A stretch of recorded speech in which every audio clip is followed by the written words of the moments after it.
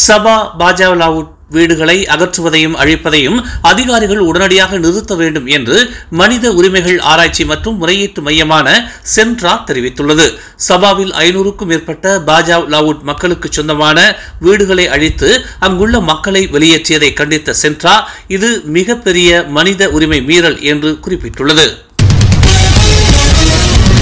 பகாவ் சந்திப்பு அருகே ஜலான் பந்தான் சிகாமாட்டில் பேருந்து மற்றும் ட்ரெய்லர் லாரி மோதிய விபத்தில் 2 உயிரிழந்தனர் மற்றும் 37 பேர் காயமுற்றனர்.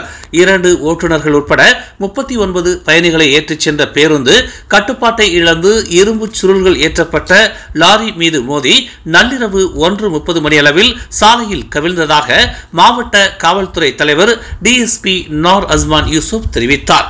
காயமடைந்தவர்கள் குவந்தானில் உள்ள மூவாட்சாம் ஷா மருத்துவமனை மற்றும் தெங்கு அம்புவான் அப்சான் மருத்துவமனைக்கு கொண்டு செல்லப்பட்டனர்.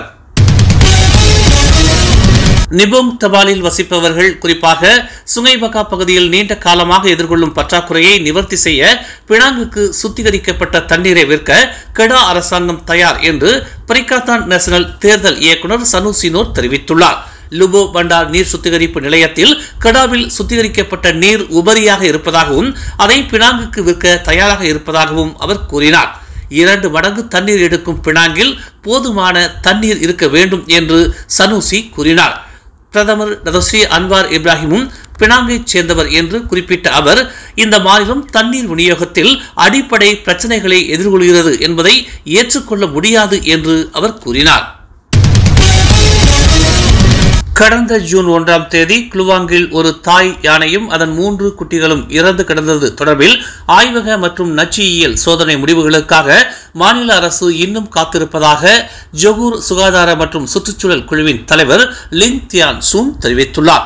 ஆரம்ப கட்ட கண்டுபிடிப்புகளின் அடிப்படையில் 4 யானைகளின் இறப்புக்கான காரணம் சுவாசம் மற்றும் உறுப்பு செயலிழப்பு உட்பட உட்புற இரத்தப்போக்கும் ஆகும் என்று தெரிவிக்கப்பட்டுள்ளது. 4 யானைகள் சுவாசம் மற்றும் உறுப்பு செயலிழப்பை சந்தித்தது ஏன் என்பதை கண்டறிய கூடுதலாக ஆய்வக சோதனைகளின் முடிவுகள் தேவை. இதில் பாக்டீரியாலஜி மற்றும் வைராலஜி சோதனைகள் அடங்கும் என்று அவர் கூறினார். யோங் பெங் சட்டமன்ற உறுப்பினர் லிங் 4 யானைகளும் விஷம் வைத்து இறந்தது நிரூபிக்கப்பட்டால் சட்ட நடவடிக்கை எடுக்கப்படும் என்று கூறினார். கிள்ளான் புலாவ் இண்டாவின் மேற்கு துறைமுகத்தில் பல்வேறு தொழில்துறை பொருட்கள் அடங்கிய மொத்தம் 14 கொள்கலன்கள் இன்று அதிகாலை தீப்பிடித்து எரிந்ததில் பெரும் பரபரப்பு ஏற்பட்டது. பிற்பகல் 1:40 மணிக்கு அழைப்பு வந்ததை அடுத்து அதிகாரிகள் உட்பட 24 பணியாளர்கள் சம்பவ இடத்திற்கு அனுப்பப்பட்டதாக ஸ்லாங்கூர் தீயணைப்பு மற்றும் மீட்புத்துறை இயக்குநர் வான் முகமது ரசாலி வான் இஸ்மாயில் தெரிவித்தார். மதியம் 2:39 மணியளவில் தீ கட்டுப்பாட்டுக்குள் கொண்டு வரப்பட்டதாகவும் உயிர் சேதம் எதுவும் நிகழவில்லை என்றும் அவர் கூறினார். நாடு முழுவதும் மடானி கூட்டுறவு வணிக திட்டத்திற்கு 1 மில்லியன் ரிங்கிட் ஒதுக்கப்பட்டுள்ளதாக தொழில் முனைவோர் கூட்டுறவு அமைச்சின் துணை அமைச்சர் டத்தோ ஆர் ரமணன் தெரிவித்துள்ளார். கடந்த ஜனவரி முதல் தற்போது வரை மலேசியா முழுவதும் 19 இடங்களில் 36 மடானி கூட்டுறவு வணிக திட்டமான ஜுவலான் மடானி கோப்ரசி சிறப்பாக நடந்து முடிந்ததாகவும் இதன் மூலம் இதுவரையில் 90,535 பேர் பயனடைந்துள்ளதாகவும் டத்தோ ரமணன் பெருமிதம் கொண்டார். நாடளாவிய நிலையில் பல்வேறு பகுதிகளில் ஸ்லோகான் ஜெயா கோப்ரசி மலேசியா மூலமாக நடத்தப்படுவதாகவும் அடிப்படை தேவை பொருட்கள் 50 விழுக்காடு கழிவுடன் ஜுவலான் மடானி கோப்ரசியில் கிடைக்கும் என்றும் டத்தோ ரமணன் தெரிவித்தார். பலாக்கோங் சாலையில் நிறுத்தி வைக்கப்பட்டிருந்த வாகனம் சாலையில் சரிந்ததால் 2 மோட்டார் சைக்கிள் ஓட்டிகள் மீது மோதி விபத்துக்குள்ளானது. பலாக்கோங் பகுதியில் உள்ள கார் பழுது பார்க்கும் பட்டறையில் நிறுத்தி வைக்கப்பட்டிருந்த வாகனத்தின் பிரேக் செயல் இழந்ததால் வாகனம் சரிந்து சாலையில் பயணித்த மோட்டார் சைக்கிள் ஓட்டிகள் மீது மோதியதாக தெரிய வந்துள்ளது. விபத்துக்குள்ளான 2 மோட்டார் சைக்கிள் ஓட்டிகளும் மருத்துவமனையில் அனுமதிக்கப்பட்டுள்ளதாகவும் சம்பந்தப்பட்ட வாகனம் ஓட்டியின் கவனக்குறைவே விபத்துக்கான காரணம் என்பதால் வாகனம் ஓட்டியை தடுப்பு காவலில் வைத்து விசாரித்து வருவதாகவும் தெரிவிக்கப்பட்டுள்ளது. பரிசான் நேஷனலின் கோட்டையாக ஜொகூர் மாநிலம் தொடர்ந்து நிலைக்கும் என்று ஜொகூர் மாநில மந்திரி பசார் டாக்டர் ஓன் ஹபீஸ் காசி தெரிவித்துள்ளார்.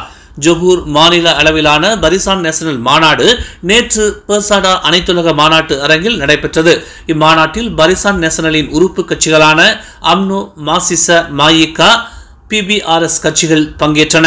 கடந்த ஜொகூர் மாநில தேர்தலில் 56 சட்டமன்றங்களில் போட்டியிட்டு 40 சட்டமன்றங்களில் பரிசான் நேஷனல் தனி பெரும்பான்மையில் ஆட்சி அமைத்த நிலையில் பாரிசானின் அரசியல் செல்வாக்கு மிகுந்த மாநிலமாக ஜொகூரை தக்க வைக்க அனைத்து உறுப்பு கட்சிகளின் ஆதரவும் நிலைக்க வேண்டும் என்று ஜொகூர் மாநில மந்திரி வசர் டாக்டர் ஹபீஸ் காசி கேட்டுக்கொண்டார். ஜொகூரில் உள்ள அனைவருக்கும் பொதுவான கட்சியாக பரிசான் நேஷனல் செயல்படுவதை தாம் உணர்வதாகவும் ஜொகூர் மாநில ஆட்சியை தக்க வைக்கும் பொறுப்பும் பரிசான் நேஷனலுக்கு இருப்பதாக அவர் தெரிவித்துள்ளார். இன்று அதிகாலை ரொம்பியன் மூவாட் ஷாம் ஷா அருகே ஜலான் பந்தான் சிகாமாட்டில் ஆசிரியர்களை ஏற்றிச் சென்ற பேருந்து விபத்துக்குள்ளானது குறித்து கல்வி அமைச்சு முழு அறிக்கையை கோரியுள்ளது. முழு அறிக்கை மற்றும் சம்பவத்திற்கான காரணத்தை பெற அனைத்து நடவடிக்கைகளையும் கல்வி அமைச்சு எடுத்து வருவதாகவும் அத்துடன் சிகிச்சைக்காக மருத்துவமனையில் உள்ள ஆசிரியர்கள் மற்றும் அவர்களது குடும்பத்தினரின் நலன்களுக்காகவும் இந்நடவடிக்கை மேற்கொள்ளப்படுவதாகவும் கல்வி அமைச்சர் ஃபாத்திலினா சிடேக் தெரிவித்துள்ளார். இச்சம்பவத்தில் பலியான ஆசிரியர்களின் குடும்பங்களுக்கு அமைச்சின் சார்பில் தனது இரங்கலை தெரிவித்துக் கொள்வதாக அவர் கூறினார். தமிழ் மலர் செயலி நம் சமுதாயத்தின் உரிமை குரலாய் உண்மையின் வாசமாய் மக்களுக்காக நாளும் மலர்கிறது தமிழ் மலர் நாளிதழ். சமரசம் இன்றி சத்தியத்தின் பாதையில் வெற்றி நடை போடும் தமிழ் மலரின் இன்னொரு புதிய அத்தியாயமாய் தமிழ் மலர் செயலி இப்போது அறிமுகமாகவிருக்கிறது உங்களுக்காக. மலேசியாவின் ஆக சிறந்த தமிழ் ஊடகமாய் உள்ளூர் தகவல்களை உடனுக்குடன் தெரிந்து கொள்ள மலர்கிறது தமிழ் மலர் செயலி. விரைவில் எதிர்பாருங்கள். மேலும் செய்திகளை தெரிந்து கொள்ள தமிழ் மலர் நாளிதழை பாருங்கள். எங்களோடு இணைந்திருக்க மலர் டிவியை பதிவு செய்து கொள்ளுங்கள்.